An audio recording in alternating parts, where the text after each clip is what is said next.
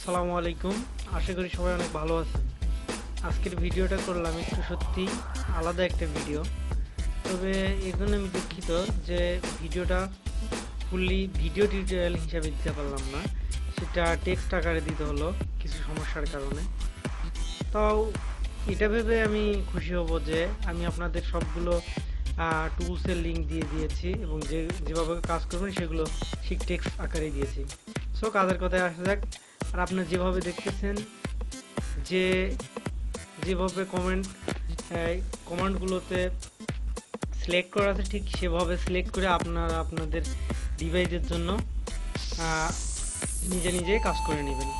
ADB reboot লোডারের ADB মিনিমালের মাধ্যমে আপনারা প্রথমে ফোনটাকে আগে আগে বুট আনলক করে নেবেন, তারপর ঠিক এই হিসাবে কাজ করে রুট করে নেবেন।